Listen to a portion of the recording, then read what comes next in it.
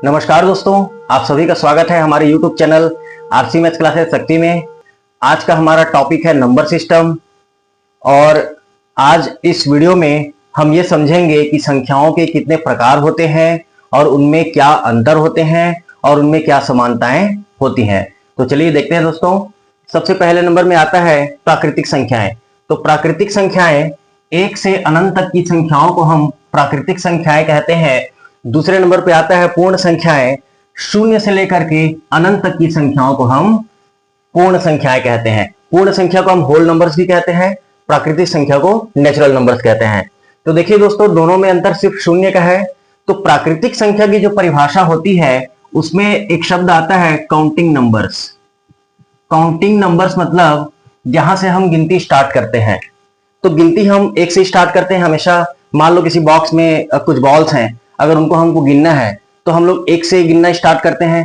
तो counting numbers मतलब प्राकृतिक संख्याएं, इसीलिए एक से शुरुआत होती है और एक से अनंत तक की संख्याओं को हम प्राकृतिक संख्याएं कहते हैं। उसके बाद है दोस्तों पूर्ण संख्या। तो प्राकृतिक संख्या में अगर शून्य को मिला दें तो वो सभी संख्याएं पूर्ण संख्याएं कहलाती हैं। इसका मतलब यह है सभी प्राकृतिक संख्याएं पूर्ण संख्याएं भी होती हैं। उसके बाद है दोस्तों तीसरे नंबर पे पूर्णांक संख्याएं। तो पूर्णांक संख्याओं में हम नेगेटिव नंबर्स को भी इंक्लूड करते हैं और पॉजिटिव नंबर्स को भी इंक्लूड करते हैं। तो नेगेटिव में इधर नेगेटिव नंबर्स में इंफिनिटी तक और पॉजिटिव नंबर में इंफिनिटी तक सभी नंबर्स क्या कहलाते हैं? पूर्णांक संख्या। इसको हम इंग्लिश में इंटीजर्स कहते हैं। अब देखिए दोस्तों, तीनों में कॉमन चीजें हैं। एक से अनंत तक की संख्याएं मतलब धनात्मक पूर्णांक संख्याएं। अब जो पूर्णांक संख्याएं हम इसको दो भागों में बांट सकते हैं। ये ऋणात्मक संख्या रेखा के बाएं तरफ और संख्या रेखा के दाएं तरफ होती है धनात्मक संख्याएं। तो देखिए दोस्तों, ये तो शून्य है, शून्य उदासीन होता है, शून्य उदासीन होता है। अब देखिए जितने भी धनात्मक पूर्णांक संख्याएं हैं, जितनी भी धनात्मक पूर्णांक संख्याएं हैं वो प्राकृतिक संख्याएं हैं। इसका मतलब यह है कि सभी प्राकृतिक संख्याएं पूर्ण संख्याएं होती हैं और सभी पूर्ण संख्याएं पूर्णांक संख्याएं होती हैं। सभी प्राकृतिक संख्याएं पूर्णांक संख्याएं होती हैं। अब यहां पे देखिए, फिर से एक बार रिपीट कर रहा हूं, एक से लेकर अनंत तक प्राकृतिक संख्याएं, शून्य से लेकर अनंत तक पूर्ण संख्याएं और नेगेटिव इंफिनिटी से पॉजिटिव इंफिनिटी तक पूर्णांक संख्याएं। अब देखिए दोस्तों, यहाँ पे पूर्णांक संख्याओं को दो भाग में बांटा गया है, ऋणात्मक और धनात्मक। तो धनात्मक पूर्णांक संख्याएं प्राकृतिक संख्याएं होती है। तो देखिए दोस्तों, कभी कभी इसमें सवाल ऐसा पूछा जाता है कि ऐसी कौन सी संख्या है जो पूर्ण संख्या तो है लेकिन प्राकृतिक संख्या नहीं है, या फिर ऐसा पूछ दिया जाता है कि पूर्णांक संख्या तो है लेकिन पूर्ण संख्या नहीं है। अब देखिए यहाँ पे छोटा छोटा क्वेश्चन कर लेते हैं। अगर मैं -2 की बात करूं तो क्या ये प्राकृतिक संख्या है? नहीं है, क्योंकि हम इसमें धनात्मक पूर्णांक संख्याओं को काउंट करते हैं। क्या ये पूर्ण संख्या है? नहीं है, क्योंकि पूर्ण संख्या शून्य से स्टार्ट होता है, शून्य से अनंत तक। तो ये क्या है? पूर्णांक संख्या है।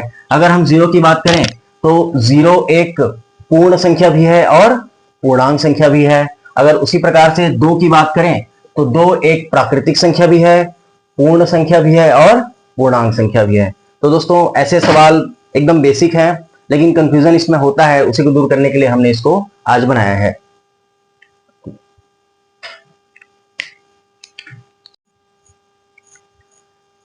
तो देखिए दोस्तों, सभी प्राकृतिक संख्याएं पूर्ण संख्याएं होती हैं, लेकिन यह आवश्यक नहीं है कि सभी पूर्ण संख्याएं प्राकृतिक संख्याएं हों।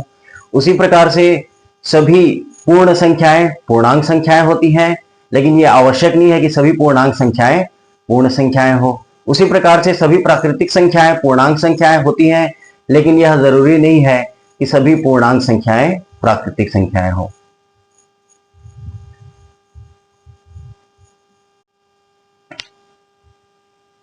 अगला है दोस्तों अभाज्य संख्या, प्राइम नंबर्स। तो अभाज्य संख्याएं वे संख्याएं होती हैं जो स्वयं से विभाजित होती हैं और एक से विभाजित होती हैं। ये केवल स्वयं से विभाजित होती हैं और एक से विभाजित होती हैं और किसी अन्य संख्या से विभाजित नहीं होती। तो ऐसी संख्याओं को हम कहते हैं अभाज्य संख्या। या फिर ये कहें अगर इनका हम गुणनखंड करें, गुणनखंड करने पर 1 आए और वह स्वयं आए। ठीक है, जैसे कि यहां पे देख लेते हैं 2, 3, 5, 7, 11, आगे और बढ़ा सकते हैं। अब देखिए दोस्तों, इनका अगर हम गुणनखंड करते हैं तो 2 गुणित 1 ऐसा ही होगा, 3 गुणित 1 ऐसा ही होगा, 5 गुणित 1, 7 गुणित 1, 11 गुणित 1। तो जितनी भी अभाज्य संख्याएं हैं उनका गुणनखंड ऐसा ही होगा, वह संख्या स्वयं होगी और है ना, और उसके साथ गुणा होगा 1 का। ठीक है, तो ऐसी संख्याओं को अभाज्य संख्या कहते हैं। देखिए, एक अभाज्य संख्या नहीं है। एक अभाज्य संख्या इसलिए नहीं है क्योंकि उसका गुणनखंड करने पर सिर्फ एक ही आएगा, मतलब वो सिर्फ एक से भी विभाजित होगा, जबकि अभाज्य संख्या होने के लिए 2 फैक्टर्स होने चाहिए।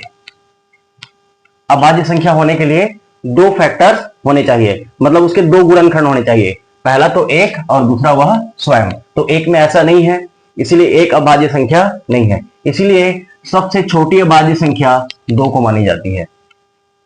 तो सबसे छोटी अभाज्य संख्या 2 है।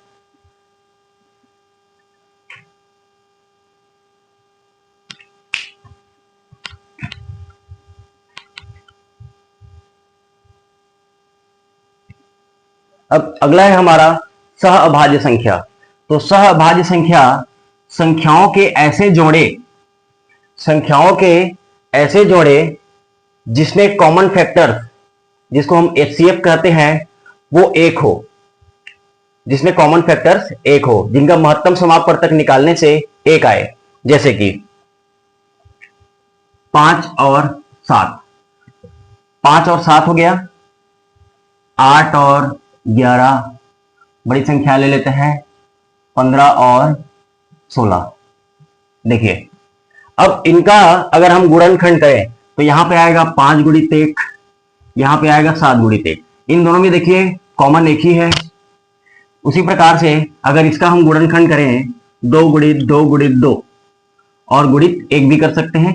यहां पे 11 गुणित 1, देखिए यहां पे कॉमन जो फैक्टर है वो है 1। उसी प्रकार से यहां 15 में देखें, उसी प्रकार से 15 में देखें तो 15 को हम लोग 3 गुणित 5 गुणित 1 लिख सकते हैं। 16 को लिख सकते हैं 2 गुणित 2 गुणित 2 गुणित 2, और यहां पे गुणित 1 भी कर सकते हैं। तो देखिए इसमें कॉमन फैक्टर 1 ही है। तो ऐसी संख्याओं को सह अभाज्य संख्या कहा जाता है। अब इसमें हम थोड़ा सा समझने के लिए इसमें 1-2 क्वेश्चन कर लेते हैं। तो देखिए दोस्तों, सहअभाज्य संख्या को और डिटेल से समझने के लिए कुछ उदाहरण कर लेते हैं। यहाँ पे देखिए 8 और 9 हमको चेक करना है ये सहअभाज्य संख्या है कि नहीं, को प्राइम नंबर्स है कि नहीं। तो देखिए चेक करने के लिए हम इसको गुणनखंड में निकालते हैं। तो 8 का जो गुणनखंड होगा उसको हम लिख सकते हैं, एक तो रहेगा ही 2 गुणित 2 गुणित 2, ऐसा कर सकते हैं। 9 को लिख सकते हैं 1 3 गुणित 3। अब देखिए इसमें जो कॉमन फैक्टर है एक ही है, तो इसलिए ये क्या है, ये को प्राइम नंबर्स हैं, सहअभाज्य संख्याएं हैं। अब यहां नीचे देखते हैं 7 और 21, तो 7 को एक्सपांड करेंगे या फिर 7 को गुणनखंड में लिखेंगे तो 1 गुणित 7 लिख सकते हैं, और 21 को अगर लिखेंगे तो 1 गुणित 7 गुणित 3 ऐसा लिख सकते हैं। अब देखिए यहाँ पे 2 कॉमन फैक्टर हो गए, तो यह सहअभाज्य संख्या नहीं है। उसी प्रकार से 6 का देख लेते हैं, 6 को लिख सकते हैं 1 गुणित 2 गुणित 3। 11 को लिख सकते हैं 1 गुणित 11, यहाँ पे कॉमन फैक्टर एक ही है, इसका मतलब ये दोनों क्या है, सहअभाज्य संख्याएं हैं। उसी प्रकार से 14 का देख लेते हैं, 14 को लिख सकते हैं 1 गुणित 2 गुणित 7। उसी प्रकार से 22 को लिख सकते हैं 1 गुणित 2 गुणित 11। अब यहाँ पे देखिए यहाँ पे 2 कॉमन फैक्टर्स हैं दोस्तों, इसलिए यह सहअभाज्य संख्या नहीं है। अगला है दोस्तों समग्र संख्या, जिसको भाज्य संख्या भी कहते हैं, कंपोजिट नंबर्स। तो भाज्य संख्याएं वे संख्याएं जो 3 या 3 से अधिक संख्याओं से विभाजित हो उसे हम समग्र संख्या या भाज्य संख्या कहते हैं। देखिए दोस्तों, अभाज्य संख्या में क्या था, 2, दो संख्याओं से वो विभाजित होना चाहिए था, लेकिन यहाँ पे समग्र संख्या या फिर भाज्य संख्या में ऐसा है कि 3 या 3 से अधिक संख्याओं से विभाजित होनी चाहिए। तो यहाँ पे देखिए दोस्तों, 4, 6, 8, 9 और आगे बढ़ा सकते हैं। तो देखिए 4 का देख लेते हैं। अब देखिए 4 1 से विभाजित हो जाएगा, 2 से विभाजित हो जाएगा और अपने स्वयं से भी विभाजित हो जाएगा।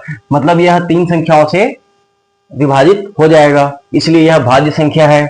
और उसी प्रकार से 6 का भी देखें तो 6 1 से विभाजित हो जाएगा, 2 से हो जाएगा और 3 से हो जाएगा। बाकी भी संख्याएं, तो जितनी भी भाज्य संख्याएं हैं वह कम से कम 3 संख्याओं से विभाजित हो जाती है। तो ऐसे संख्याओं को हम समग्र संख्या या फिर भाज्य संख्या कहते हैं। इंग्लिश में उसे कंपोजिट नंबर्स कहते हैं। तो सबसे छोटी भाज्य संख्या 4 को माना जाता है दोस्तों, और सबसे छोटी अभाज्य संख्या 2 को माना जाता है। अगला है परिमेय संख्या। तो परिमेय संख्याएं वे संख्याएं होती हैं जिनको हम p/q के फॉर्म में लिख सकें, जिसको हम भिन्न के रूप में लिख सकें। और यहाँ पे जो q है वो शून्य के बराबर नहीं होना चाहिए, क्योंकि दोस्तों हम किसी संख्या को शून्य से भाग देते हैं तो वह अपरिभाषित हो जाता है। तो ऐसी संख्याएं जिसको हम p/q के रूप में लिख सकें वो परिमेय संख्याएं कहलाती हैं। तो लगभग जितनी भी संख्याएं हैं सामान्यतः वो परिमेय संख्याएं होती हैं, क्योंकि हम उसको p/q के फॉर्म में लिख सकते हैं। जैसे कि अगर हम 2 की बात करें तो ये भी परिमेय संख्या है, क्योंकि हम लोग इसको 2/1 लिख सकते हैं, p/q के रूप में फॉर्म 2/1 लिख सकते हैं। अगर हम 2/3 की बात करें तो ऑलरेडी है ही। वैसे ही अगर पूर्णांक संख्याओं की बात करें तो इसको भी हम ऐसा लिख सकते हैं। तो जितनी भी प्राकृतिक संख्याएं हैं, पूर्ण संख्याएं हैं, पूर्णांक संख्याएं हैं, सभी क्या होती हैं? परिमेय संख्याएं होती हैं। अगले वीडियो में दोस्तों परिमेय और अपरिमेय संख्याओं को विस्तार से समझेंगे। साथ ही साथ शांत दशमलव, अशांत दशमलव, अशांत अनावर्ती दशमलव, अशांत आवर्ती दशमलव, ये सब क्या होते हैं इनको भी समझेंगे, और इनको परिमेय संख्या के रूप में कैसे निरूपित किया जाता है इसको भी समझेंगे। धन्यवाद।